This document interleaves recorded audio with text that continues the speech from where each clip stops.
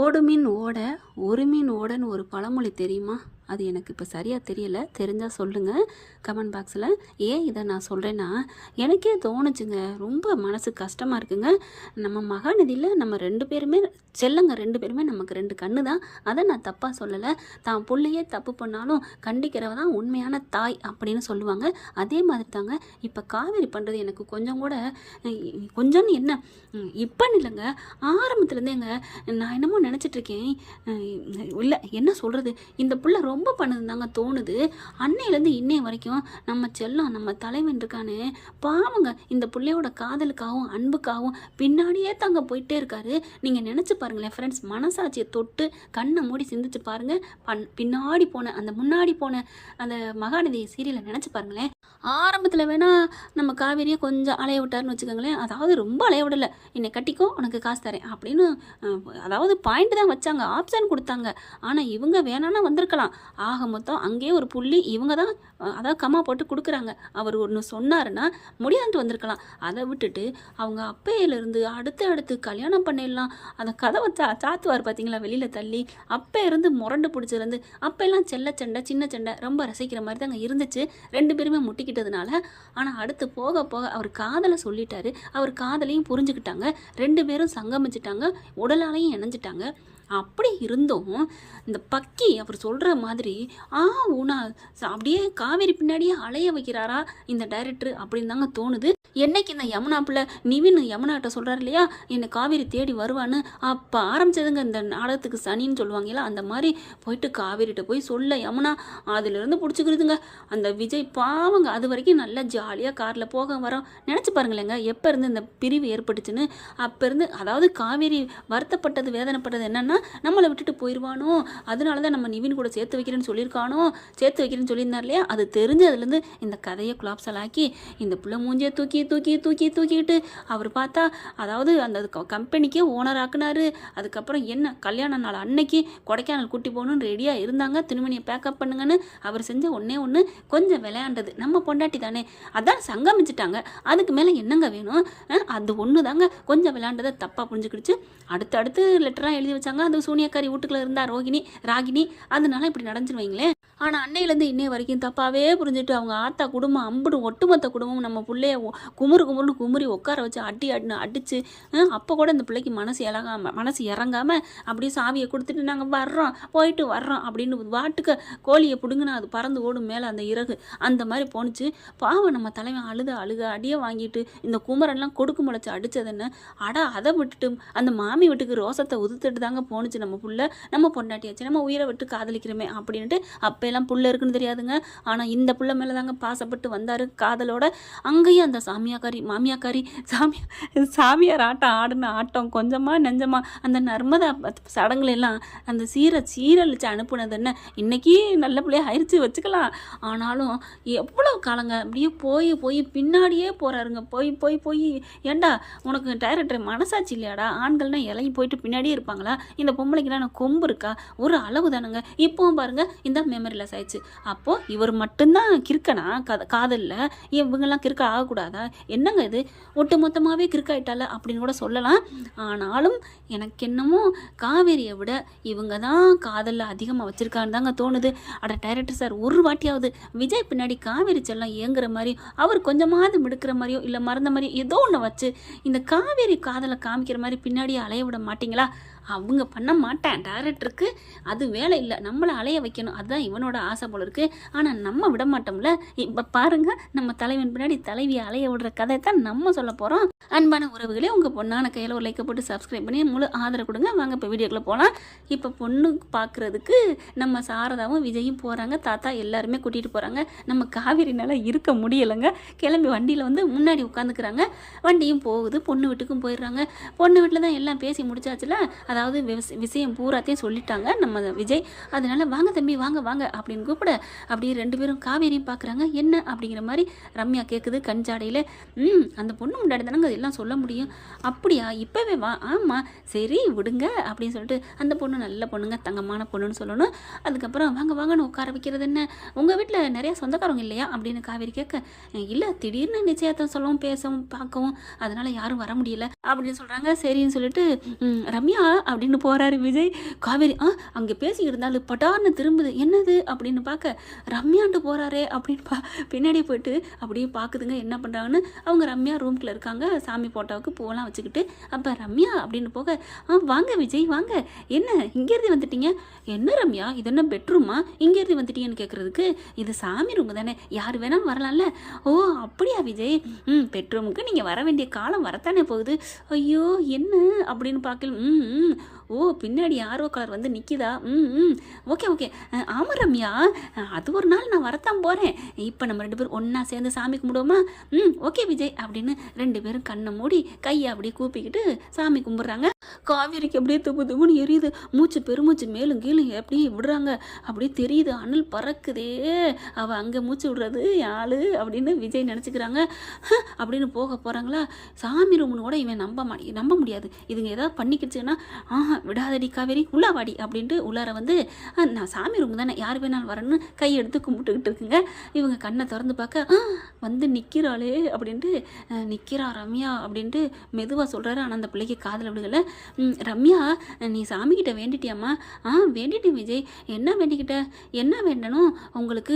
நீங்கள் உங்கள் பொண்டாட்டி கல்யாணம் ஆகி நல்லா இருக்கணும், அதான் வேண்டனே அப்படின்னு காவேரி கண்ணை முழிக்குது. ஐயோ இவருக்கு தெரியாமல் பேசுகிறாளே. ஆமாம் ரம்யா, நம்ம 2 பேரும் கல்யாணம் ஆகிட்டா நீங்கள் எனக்கு பொண்டாட்டி தானே, அதனால் நம்ம 2 பேரும் ஒன்று சேருவோம் அப்படின்னு சொல்ல, இல்லை சார் அப்படின்னு சொல்லல. டக்குன்னு கண்ணை திறங்க போதும் சாமி கும்பிட்டது அப்படின்னு சொல்ல, என்ன அப்படின்னு கண்ணை திறக்கிறாங்க. ஐயோயோ மாட்டிக்க தெரிஞ்சமே அப்படின்னு விஜய் சொல்ல, ஆமாம் சார் வாங்க மேடம் நீங்கள் எப்போ வந்தீங்க அப்படின்னு சொல்ல, நான் சாமி கும்பிட அப்போயே வந்துட்டேன். அப்படியா, திடீர்னு வந்து நிற்கிறீங்க, ஏன் சாமி ரூம்குள்ளே யார் வேணாலும் வரலாம்ல, இதோ உங்கள் ஆள் தான் சொன்னாரே.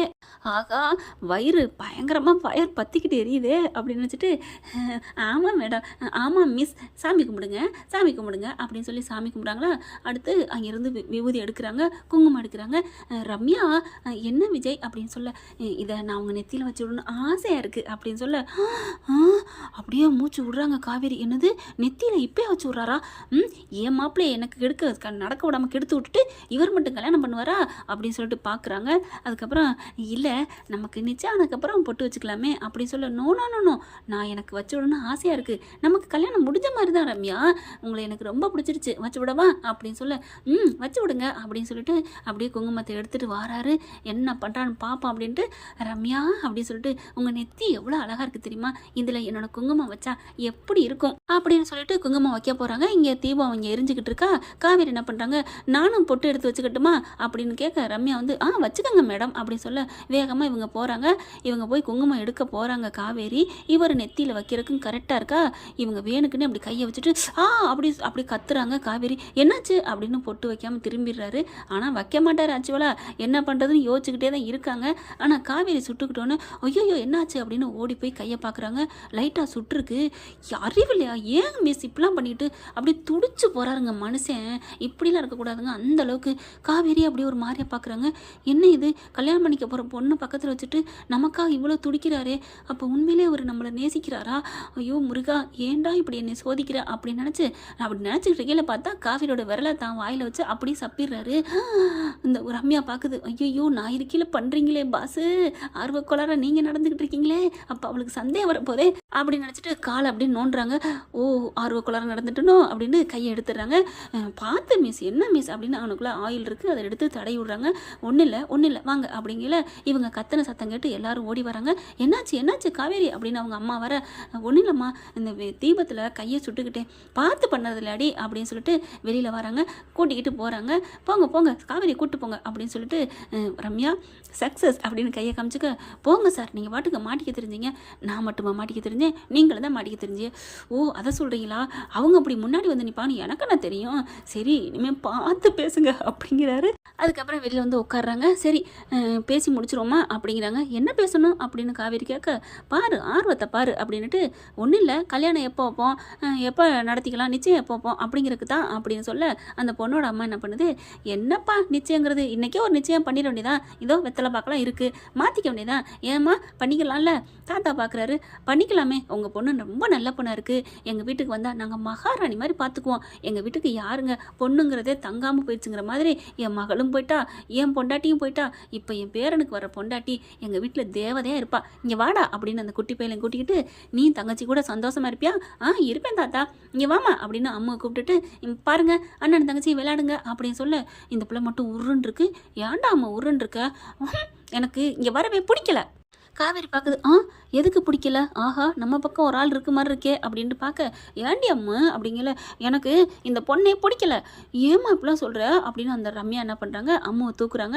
என்னை விடுங்க அப்படின்னு சொல்லிட்டு ஓடி போய் காவேரி கிட்ட போய் நிற்கிறாங்க. ஏன் இப்படி புள்ள இப்படி பண்ணுறா? எனக்கு இந்த மிஸ்ஸை தான் எனக்கு அம்மாவாக பிடிச்சிருக்கு, வேறு யாருமே எனக்கு வேணாம் அப்படின்னு எல்லாருக்கும் தூக்கி வாரி போடுது.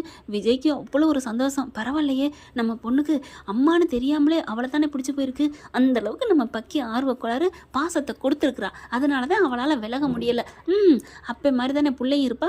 இப்போ நான் மட்டும் என்ன, இவ என்ன பத்திரகாளி ஆட்டம் ஆடினாலும் காவேரி காவேரின்னு பின்னாடி தானே பாம்பு மாதிரி சுற்றிக்கிட்டு இருக்கேன் அப்படின்னு விஜய் நினைக்கிறாங்க. அடுத்து காவேரிக்கு சந்தோஷம் தாங்கலை. இப்போ என்ன பண்ணுறாங்க, சரி அவளை நாங்கள் அப்புறமா சமாதானப்படுத்திக்கிறோம், சரி வெத்தலை பாக்கு எடுங்க மாற்றிக்குவோமா அப்படிங்கிறாங்க. சாப்பிட்டு முடிச்சுட்டு பண்ணிக்குவோமே அப்படிங்கிறாங்க ரம்யா இருந்துட்டு. ஏன்னா இது வந்து பொய் தாம்பலம் தானே, உடனே மாற்ற வேணாம், நீ ஏமா வெத்தலை பாக்குன்னு நினைக்கிற, சும்மா போடுறதுக்கு கொடுக்குறோம்னு நினச்சிக்குவோம் அப்படின்னு சொல்லி சமாதானம் ஆகிக்கிறாங்க சாரதா. அடுத்து பந்தி வைக்கிறாங்க, உட்காடுறாங்க. விஜய் உட்காரையில் நீ உட்காருமா அப்படின்னு ரம்யா உட்கார சொல்கிறாங்களா. காவேரி அப்படின்னு பக்குன்னு பார்க்குதுங்க. என்ன இவ எதுக்கெடுத்தாலும் பக்கு பக்குன்னு பார்க்குறாளே அப்படின்னு விஜய் நினைக்க, இங்கே ரம்யா என்ன பண்ணுது, அதெல்லாம் இல்லை, அவருக்கு நான் ஆசையாக சாப்பாடு பரிமாறணும், அதுதான் என்னோட ஆசை அப்படின்ட்டு ரம்யா போய் சாப்பாடு எடுத்துகிட்டு வந்து வைக்குதுங்க. வைக்கல இங்கே காவேரி அப்படியே பொறாமையாக இருக்குது. வாங்க மேடம் உட்காருங்க. இல்லை இல்லை எல்லாரும் சாப்பிடட்டும். அட வாங்க அப்படின்னு சொல்லி உட்கார வைக்கிறாங்க. பார்த்தா அதுக்கு நடுவில் பாப்பா உட்காந்துருக்கு, சாரதாவும் இருக்குது. என்ன பண்ணுது, இவங்க ரெண்டு பேரும் ஒன்றா உட்கார வைக்கணுமே அப்படின்ட்டு சாரதா, அம்மா வயிற்ற குத்துதுமா, எனக்கு இப்போ சாப்பாடு வேணாம், இலை இருக்குது, யாராவது உட்காந்துக்கங்க, அம்மா நீ வந்து பக்கத்தில் உட்காந்துக்க அப்படின்னு உட்காரோன்னா டக்குன்னு அப்பா பக்கத்தில் இருந்து உட்காந்துக்கிறது. அடுத்து காவேரி ஒரு இலை தள்ளி உட்காந்துருக்கா. ஏய் நீ அங்கேயே உட்காந்துருக்க, பக்கத்தில் உட்காரு, தள்ளி தள்ளியாக சப்பலை பரிமாற முடியும், வந்து உட்காரு அப்படிங்கல. ஆமாம் மிஸ் வாங்க அப்படின்னு சொல்ல, நம்ம பிள்ளை நம்ம மேலே உயிராக இருக்கா, அப்போ சொன்னது கேட்டாகணும், அதுவும் இல்லாமல் நம்மளால் பக்கத்தில் நம்ம தான் உட்காரணும் அப்படின்னு வேக வேகமாக உட்காடுறாங்க. அடுத்து பரிமாற வர்றாங்களா, எல்லாருக்கும் வேக வேகமாக வச்சுக்கிட்டு வராங்க ஒன்றொன்னா. ஆனால் ரம்யா விஜயை பார்த்தனே, விஜய்கிட்ட மட்டும் அள்ளி அள்ளி 65 வைக்கிறாங்க. அப்படியே பார்த்தா அது இலை ஃபுல்லாக அவரை பார்த்துக்கிட்டே வைக்கிறாங்களா. ஐயோ அண்ணேன்னு சொல்லிட்டேனே, இந்த பொண்ணை விட்டு கொடுக்குறதுக்காண்டி நான் என்ன விட்டு கொடுத்துற மாதிரி போச்சே, இப்போ என்னால் தாங்க முடியலையே விஜய், உங்கள் கண்ணை என்னால் பார்க்க சக்தி இல்லையே அப்படின்னு உண்மையிலே மனசு இலகுதுங்க. அவளும் பெண் தானே. விஜய் என்ன பண்ணுறாங்க, சிஸ்டர் அப்படின்னு மெதுவாக சொல்ல, ஓ சாரி சாரி அப்படின்னு, ஐயோ என்ன இவ்வளோ வச்சுட்டேன் அப்படின்னு இங்கே ரம்யா கேட்க, ஓகே நாங்கள் எடுத்துக்கிறோம் அப்படின்னு சொல்லிட்டு வேகமாக எடுத்து வைக்கிது. என்னது இவ்வளோ வச்சுட்டேன்னா பார்க்கலையே அப்படின்னு சொல்லிட்டு ஒன்றும் தெரியாத மாதிரி அப்பவும் குழம்பிக்கிட்டே போகுது. பார்க்குறாங்க காவேரி, இது என்ன முத்தி போச்சா இப்படி இருக்காங்களே அப்படின்ட்டு ரெண்டு பேரும் பார்த்தா, ஐயோ நிறைய வைக்கிறீங்க, சோறு நிறையா வைக்கிறாங்க, குழம்பு நிறையா ஊற்றுறாங்க, ஊற்றிக்கிட்டே இருக்காங்க, போதும் ரம்யா அப்படின்னு கையை பிடிச்சோன்னே காவேரிக்கு பொங்குது. ஏன்டா இந்த இதுக்கு வந்தவன் இருக்கே அப்படின்னு வந்துக்கிறாங்க. சாரதாவும் நல்லா தெரியுது, இருடி உனக்கு இருக்குடி கச்சேரி அப்படின்ட்டு அடுத்து நல்லபடியாக சாப்பிடையில எல்லாம் முடிச்சுட்டு இலையை மூட போகிறாரு விஜய். நில்லுங்க நில்லுங்க நில்லுங்க அப்படின்னு சொல்ல, ஏன் என்னாச்சு, உங்களுக்காக நான் ஆசையாக ஒன்று செஞ்சுருக்கேன், என்னது இருங்க நான் கொண்டு வரேன் அப்படின்னு சொல்லிட்டு வேகமாக எடுத்துகிட்டு வருது. என்னது அப்படின்னு சொல்ல, உங்களுக்கு பிடிக்கும்னு சொன்னாங்கல்ல தக்காளி ஜாம், அது செஞ்சுருக்கேன், இந்தாங்க. எங்களுக்கெல்லாம் வைக்கல அப்படின்னு எல்லாரும் காவேரி கேட்க, உங்களுக்கெல்லாம் வச்சாச்சுங்க ஆரம்பத்தில் இருந்தோ அதான் அப்படின்னு சொல்ல, ஏன் விஜய்க்கு மட்டும் வைக்கல அப்படின்னு கேட்க, அவருக்கு கடைசியில் வைக்கணும் தான், ஆரம்பத்திலே வச்சா நான் சாப்பாடு நிறையா சாப்பிட முடியாதுல்ல, அதனால தான் இனிப்பை ஃபஸ்ட்டு வைக்கிறாங்க, அதனால தான் நான் கடைசியில் என் விஜய்க்காண்டி வச்சேன், இப்போ நீங்கள் நிறையா சாப்பிட்டீங்கல்ல இப்போ சாப்பிடுங்க ஜாமு அப்படின்னு சொல்லிட்டு அள்ளி வைக்கிறாங்க வச்சுக்கிட்டே இருக்காங்க. ஹலோ ரம்மி போதும் ரம்மி போதும்டா அப்படின்னு திரும்புகிறாங்க. போதும் ரம்மி, என்ன இவர் ஐயோ விட்டா ராரான்ட்டு போயிடுவார் போல இருக்கே, ஒன்றும் புரியலையே. காவேரி உஷாராய்க்கொடி முழிச்சுக்கொடி, இந்த பொண்ணு வேணான்னு சொல்லுடி, என்ன பண்ணுறது புரியலையே. அதான் உனக்கு வேணும்டி, உனக்கு வேணும், உனக்கு என்னடி அப்படி ஈகோ, ஒருத்தனையுமே விரும்பாத ஆணு தான் வேணும்னா, ஒருத்தையுமே விரும்பாத ஆண் வேணும்னா பிறந்த ஆணு தான், அவன் கூட பிறந்தோன்னே அம்மான்னு சொல்லிடுவான். ஐயோ நான் என்ன பண்ணுவேன் ஒன்றும் புரியலையே சொக்கா அப்படின்னு புலம்புறாங்க காவேரி. அடுத்து இலையில அள்ளி வச்சோன்னே, என்ன ரம்மி இம்புட்டு வச்சுட்டீங்க, நான் எப்படி சாப்பிட்றது? பரவாயில்ல, நீங்கள் சாப்பிட்டது போக மிச்சத்தை வைங்க, நான் சாப்பிட்டுக்கிறேன். அவரோட எச்சி இவ சாப்பிட்றதா அப்படின்னு பக்குங்கிறத கரெக்டாக பார்த்துக்கிட்டே இருக்காங்க சாரதா. விஜயும் அப்பப்போ நோட் பண்ணுறாங்க. அப்படின்னு கையை ஆட்டிக்கிறாங்க. அதுக்கப்புறம் சாப்பிடுங்க அப்படின்னு சொல்லிட்டு கொஞ்சம் சாப்பிட்றாரு. என்னால் சாப்பிட முடியல, நான் சாப்பிட்டுக்கிறேன் அப்படின்னு இலையோடு எடுத்து வச்சுக்கிறாங்க. எங்கே கொண்டு போகிறீங்க? பத்திரமா கொண்டு போய் பூஜை அறையில் வைக்கணும், இது சாமிக்கு படைச்சது, அதனால நான் மெல்ல மெல்ல சாப்பிட்டுக்கிறேன். ஐயோ கொடுமனை தாங்கலையே அப்படின்னு அவங்க உட்காந்த இடத்த பிடிச்சி கிள்ளிக்கிறாங்க காவேரி. அப்புறம் இருங்கோ நான் வச்சுட்டு வந்துடுறேன் அப்படின்னு வேகமாக வச்சுட்டு ஓடி வருது. என்ன கையை கழுவுறதுக்கு நான் வர வேணாமா? ஓ அப்படியா, அங்கே கையை நீங்கள் கழுவணும், அடுத்து துடைக்கிறதுக்கு என் முந்தானையை கொடுக்கணும், அப்போ நீங்கள் என் முந்தானையை தட்டி விட்டு என் கன்னத்தில் தட்டணும், இதெல்லாம் நான் எத்தனை படத்தில் பார்த்துருக்கேன். ஓ அப்படியா, எங்கே கை கழுவுற இடம் அப்படின்னு சொல்ல, அதோ அந்த மூலையில் போகணும். என்னங்க அவ்வளோ நெருக்கலாக இருக்குது, அங்கேயா போய் கழுவணும்? ஆமாம், ஏன் அப்போ தானே இடிச்சுக்கிட்டே போகலாம், வாங்க அப்படின்னு சொல்லி கூப்பிடுறாங்களா. காவேரி பார்க்குது, ஐயோ 2 பேரும் போகிறாங்க. அப்போ கட்டி பிடிச்சிருவாரா, முத்தம் கொடுத்துருவாரா? கூடாதுடி, நீ இப்போ நான் போய் எப்படி கையை கழுவாமல் போகிறது? டக்குன்னு என்ன பண்ணுறாங்க, நான் கொஞ்சம் இதை எடுத்து சாப்பிட்டுக்கிறேன் அப்படின்னு வேகமாக எடுத்து வாயில் வச்சுக்கிட்டு, சூப்பராக இருக்குங்க, இது யார் சமைச்சது? என் பொண்ணு தான் சமைச்சா அப்படிங்கிறாங்க ரம்யா அம்மா. நான் போய் கையை கழுவிட்டு வந்துடுறேன் அப்படின்னு அவங்க போயிருக்காங்க. பார்த்தீங்களா, விஜயும் ரம்யாவும் அந்த இடத்துக்கு போகிறாங்கங்க. ஓகே ஃப்ரெண்ட், பார்க்கலாம் என்ன நடக்க போகுதுன்னு. இதன் தொடர்ச்சி அடுத்த பதிவில். இந்த பதிவு உங்களுக்கு பிடிச்சிருந்துச்சுன்னா உங்கள் பொண்ணான கையால் ஒரு லைக்கை போட்டு சப்ஸ்கிரைப் பண்ணி வாழ்க சாரதாமா அப்படின்னு காமெண்ட்ஸில் போட்டுருங்க ஃப்ரெண்ட். தேங்க்யூ. இந்த வீடியோ உங்களுக்கு பிடிச்சிருந்தா தயவு செய்து லைக் பண்ணுங்க. இன்னும் அப்டேட்ஸ்க்காக சேனலை சப்ஸ்கிரைப் பண்ண மறக்காதீங்க. நம்ம கிட்ட இருக்க எல்லா சேனல்ஸோட லேட்டஸ்ட் வீடியோ அப்டேட்ஸ்க்காக மேல ரைட் சைடுல காட்டுற லிங்கை கிளிக் பண்ணி வாட்ஸ்அப் குரூப்ல ஜாயின் பண்ணுங்க. உங்களிடம் விடைபெறுவது நான் உங்கள் மெஹர்.